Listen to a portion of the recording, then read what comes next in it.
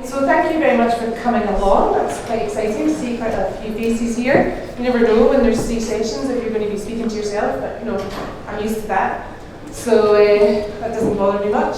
So I'm going to do a run through for you of how I think technology can really help you drive total revenue management. So making more money from your rooms. But we decided to look a bit at the myths that's out there, because you know we hear a lot. I was a hotelier before I started Criton. We hear a lot about how technology is going to revolutionise our world, and you know sometimes that hasn't actually come true. So a bit of how technology can help, and also a bit of how technology can hinder. And basically, we're told often that with technology we're going to be able to reduce headcount, increase revenue, and increase guest satisfaction. And of course, we want to do most of that, don't we? I mean, that is a good goal. Not necessarily decrease headcount if we want, but you know, we're all looking at how we can drive more profitability from our businesses. And sometimes it doesn't go well. So here's an example of Marriott with new technology. So Marriott, as you might have learned last year, rolled out Alexa. It was a big trial for them to see how voice was going to work and whether voice could actually generate more revenue.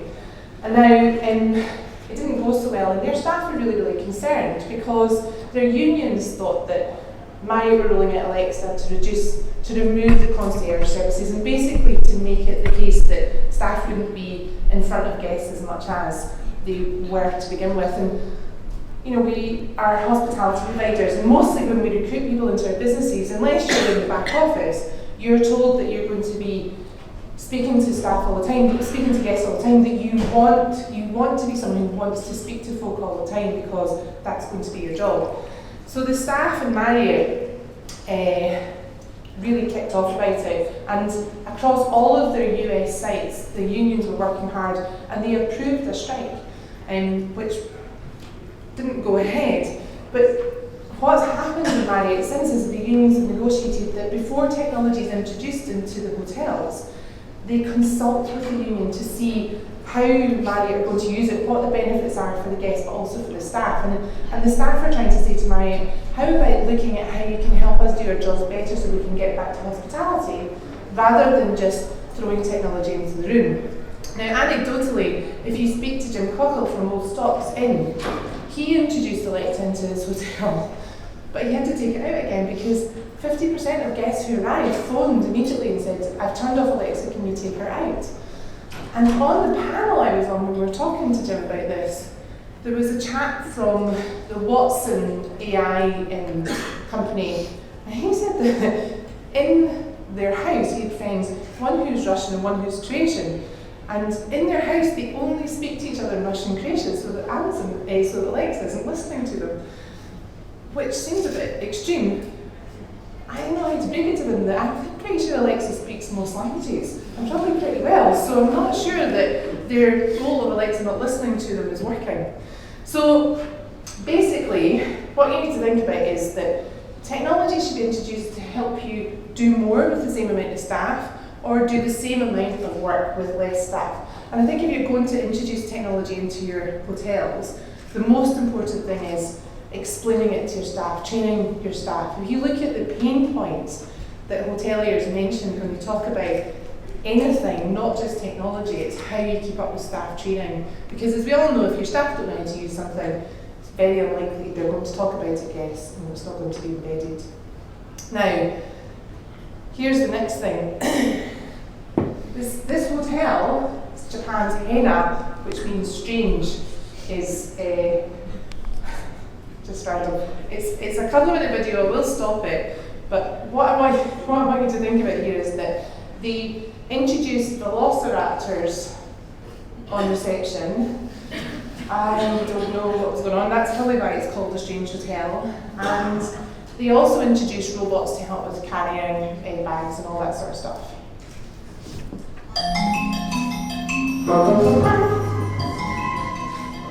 Vaguely freaky already, right? That robot's just there to nod at folks. Konnichiwa. Do you speak English? Yes,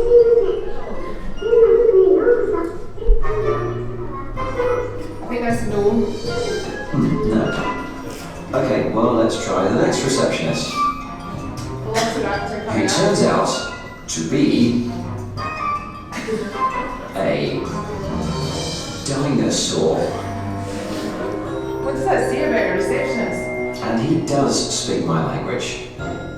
Welcome. Welcome to the Untitled Hotel. At least, I think he does. Thank you for your visitors. Your name on the postcard. On top of the fill in the phone number. Please put us to the bottom of the post. Please press to proceed with the send to. Did you get that then? I think I did. Please move to the right touch panel and check in. So what the hell's the point of it then? If it's not checking you out? Well, after my animatronic introduction, the next thing to do is scan my face. I'll tell you why in a second. Thank you so much. Meanwhile, I've been given a room in A wing. That means I don't even have to carry my own bag. The porter bot will do that for me. Start. And we're off like a rocket. This is the slowest robot ever. It's like such a Victoria Woodbrook.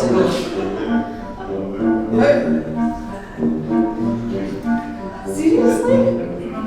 Well, looks like I've got a bit of time, so let's deal with a couple of facts. This is the Henna Hotel. Henna, Japanese for strange. And yes, I think we're all in agreement there. And this being a robot hotel, I can confirm that so far I have seen a total of 0 humans.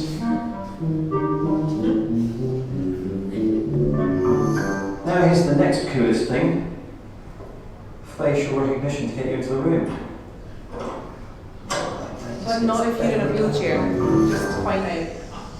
Now the hotel's not being futuristic just for the sake of it. The robots save on personnel costs, and the rooms are all low energy. So first thing to note, there's no air conditioning in here. Instead you've got these weird cooling strips that... That's enough, sorry, it goes on. But I think the point of this is, right, obviously this isn't something that is getting rolled out everywhere. It's a test, and it's about understanding what your guests want, and maybe getting more guests to come and stay with you because they want to experience being checked in or not checked in by a velociraptor. You know, maybe that's something you have to do in your bucket list. But the point of it is that that hotel got rid of those velociraptors. It couldn't actually pick up the passport to scan it because it's got big claws. And you know, everything that they didn't work. If a robot is carrying your bags and it walks more slowly than you can do, you know, if you're 120, it's just not a good use of technology.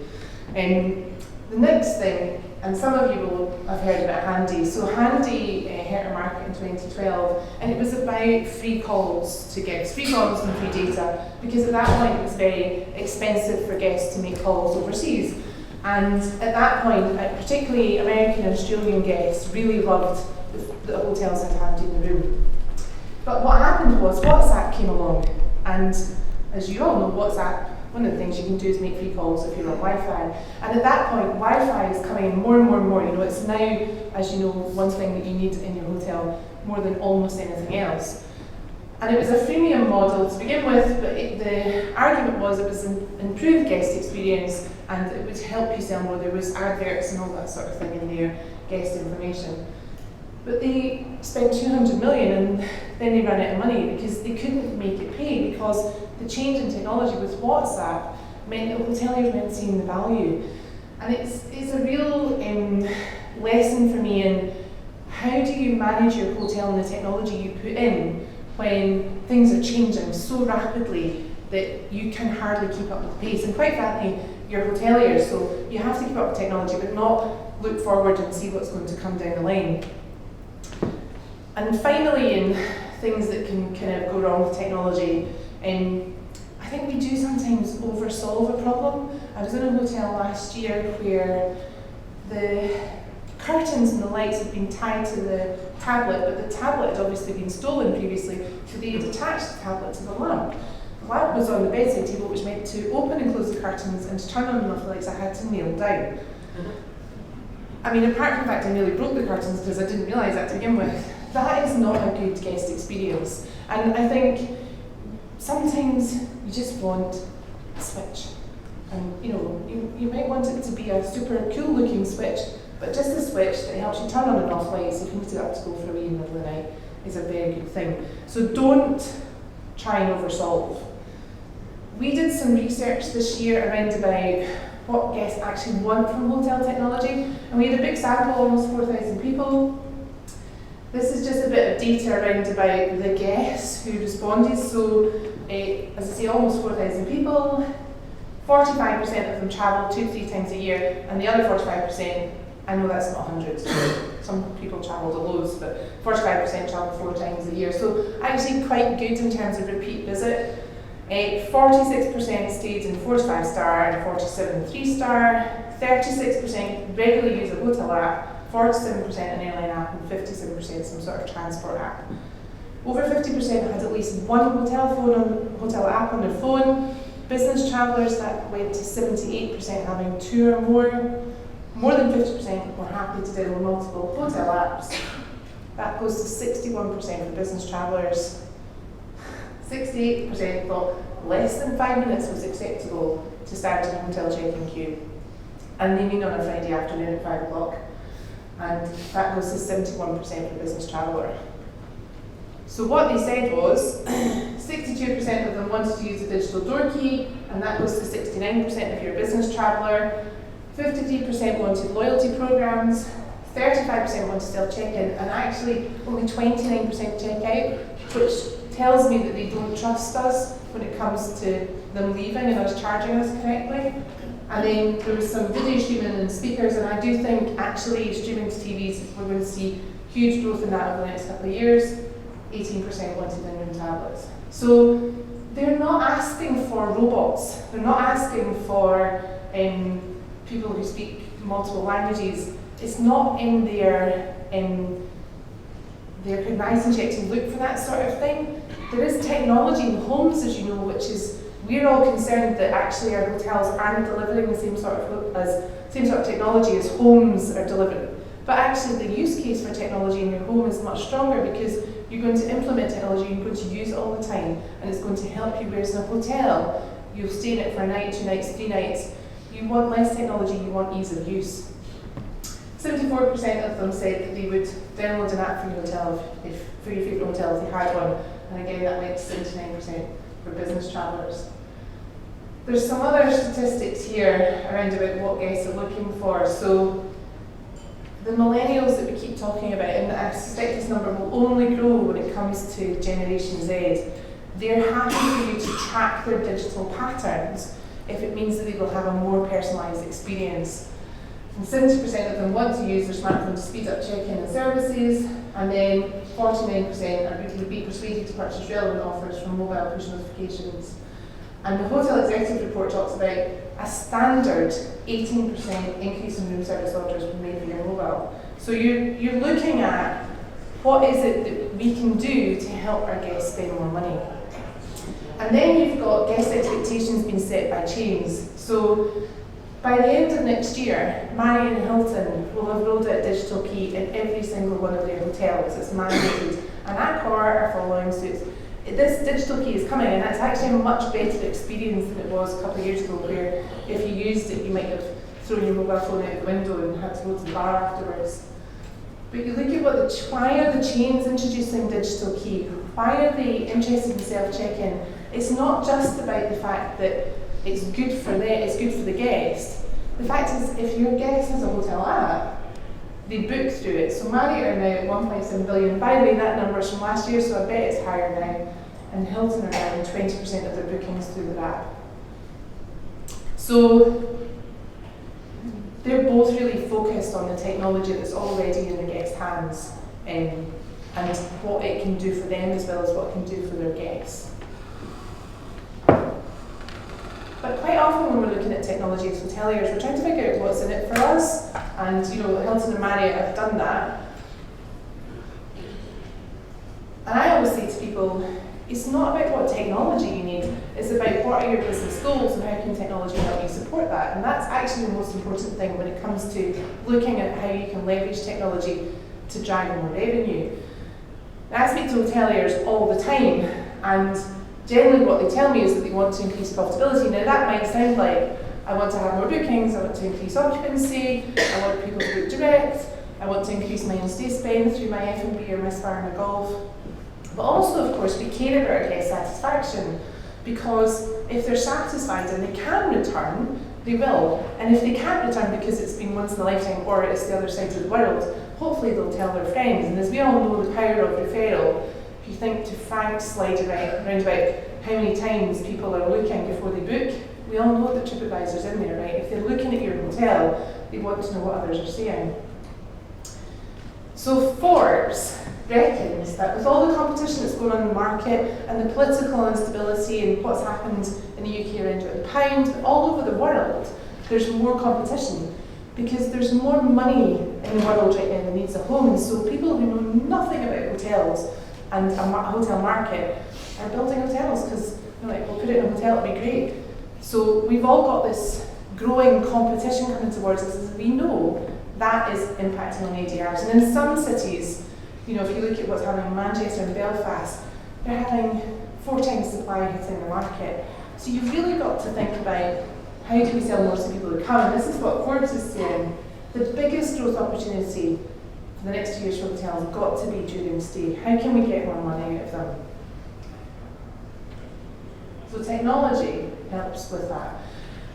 And this is a slide that I show all the time to hoteliers. It's in our deck. Whenever you guys are out there, firstly, who doesn't have a smartphone? Prosecution bench, really, I can just go off now. The long and short of it is all your guests have a smartphone, and when they're travelling, they're using their phone. So, you know, you've got your boarding passes, Uber in London, maybe not, but you know, all of the black cabs now have an app also. You know, they're using maps. In the tube, you can use your phone for contactless. How many people thought that contactless wouldn't become a thing when it first came out? We were all like, I'm not going to use my phone to pay. I don't carry my cards anymore, they're all on my phone. So the point is, they're on their phone all the time. And then they come to a hotel and you're like, hello, how are you checking in? It's the most annoying question in the world. I have a bag with me, I'm standing in front of you, I didn't come here to chat. You know, ultimately, of course I'm checking in, and please just speak to me quickly because I really want to get to my room, particularly if you're on business. Your time generally is very short. Even if your time's not short, you feel like it should be, and so you're in a rush and you don't want chat. We're forcing them to speak to us, and yes, we're about providing hospitality. You can't force your guests to do what they don't want to do. So, you've got to think about the technology touch points that your guests are using their phone for, and then how you can interact in those different technology touch points. I'll come back to that in a second. Now, I did talk for HOSPA a few months ago, and I was like, one of the things I said is there is no silver bullet around about technology and revenue management. But I've kind of changed my mind on that because the point is, we've already got amazing technology out there which can drive your revenue management and your total revenue management in stay. The point is, are we using it properly? So are you engaging with your guest pre-arrival? As Frank says, someone lands on your website after they've booked and you're going, book now! And they're like, where's the spa details? So are you using that technology properly? Because it's all there to ask them if they want to upgrade, to ask them if they want to book something, whatever it is. Download your app in our case it would be. Are you making sure that when they want to consume your hospitality and how they can do? So one of the challenges with technology right now is that we've got a plethora of choice, right? Because we've still got people who are maybe obviously over 65 who don't want to embrace technology, or they're on a trip where they're trying to digitally detox, and so they're quite happy to talk to you. But you've also got people who are using their phone all the time and want to self-serve. So how do you handle that choice? And particularly as you get higher into luxury, there's huge concern that if you ask guests to self-serve, they won't see it as luxury. And my point in that is, luxury is about choice. And if someone wants to self-serve and stay in a lovely room for which they're paying £600 a night, crack on. You know, order from the bath. Maybe that's their luxury. It's not up to us to define how they consume the hospitality. It's up to us to allow them choice. And then, When you're not in the room, that sentence probably doesn't make sense to any of you, let me explain it to you. When you're not in the room, you still want information. So I stayed, luckily, in the Fairmont in Monte Carlo last week. I was at a hotel conference. Who knew hoteliers like to go to nice hotels for conferences? Like here. And I wasn't feeling great, and I wanted to order room service. But I'm Scottish, and I was a little scared because I'd heard the room service was a bit expensive. So I wanted to see if I needed to go to the McDonald's before I went to my room to not feel great. I mean, I know that's Scottish, right? I'm not feeling great, but I still want food. At McDonald's. I didn't want McDonald's, but you know. I had the Accor app. It did not have the room service menu in it. There wasn't a phone number either. I was all over their website. Nowhere could I find what I could order in room service. By this point, I was feeling pretty cruddy. Just going to go to the room and I'm going to have a leap of faith. I had a bag of crisps up there. I thought that's going to be it if it's too expensive. I got into the room. The only way I could find out what was in the room service menu was to open the book. We're in a 5-star hotel. If you follow me on Twitter, you know that I post about this all the time and about travel because I'm a girl from travel. Someone had spilled tomato sauce, tomato soup, all over the room service menu. So in this lovely binder, which we all know housekeeping are not looking at, was tomato soup all over the binder. And I'm like, oh man, how long's that been there? Because obviously I couldn't eat it. And that's terrible. This is 5-star. And I'm looking at this. Now actually I ordered a club sandwich and it was slightly eye-watering, but it came with 3 chips, so it was fine. But I might not have, because as I say to people all the time, what else are in those books? Crumbs, salmonella, you know. It's like TV remotes as well in hotels. People are getting a bit scared of it. And when you're not in your room, you want the information. And if you can order, Google says, I wonder if I can order room service, and you can find it. Quite often you'll order, it's that moment that Frank was talking about. Can I? This is where Amazon makes all its money. I wonder if I can have that thing for my garden I've been thinking about buying for 4 years and now is in my mind. Amazon, oh wow, I can have it. And then my husband's going, what did you buy? Like the thing for the garden we've been talking about for 4 years because it was online. So you've got to think about helping them spend money. And finally, our CRM is without doubt one of our most important pieces of technology. And actually, artificial intelligence plays into this because as we start to be able to deliver recommendations based on people like you or what you did before, like Netflix and Spotify, that's pretty close already in the stack. So all of this is available already. My question to you is, are you using it properly? Are you really focusing on it? Because the digital guest journey now is just as important as the guest journey. In fact, it's that whole thing of, it's the guest journey and it includes digital. So are you using it to your advantage? And you know, the interesting thing about this is when you look at discovery, I need to go to a hotel in London and I want to stay near Lancaster Gate, for example, you are looking at multiple websites. And then hopefully you're booking direct. And as we know, that happens sometimes by sheer miracle, but you know, a lot of your bookings will come through other sources. We then ask them to download the hotel app as part of pre-arrival, and then they can check in online if they want. If you don't have digital key, it's called pre-check-in and it speeds everything up. So they're happy with that because they don't have a lot of time. And then you get into what can happen within this app. Open the door, find hotel information, area information, room service, chat, whatever it is you want, loyalty, all that sort of thing, until they leave. At this point, 45% of people keep the app. So you've got a closed marketing group, your brand is on their phone, and guess what? The next time they come to Discovery, oh, I'm going to go back to the Royal Lancaster, I've got their app, I'll just have a look. And as long as you know that your rates on your booking engine are up to date, and they will go and have a little look, they should book direct with you because they trust you. Now, I talked about this a little bit, because of course there are issues with how we deliver all this. Because I, of course, now ex-hotelier turned technologist, will stand here and say, it could all be done. But this is the landscape that we deal with, and I haven't even got meetings in there, I haven't got activities in there, I haven't got TV, and I haven't got digital door key. This is what we're dealing with. And of course, in the centre of our world is PMS, and Alan next door is talking about how you can change your PMS quickly.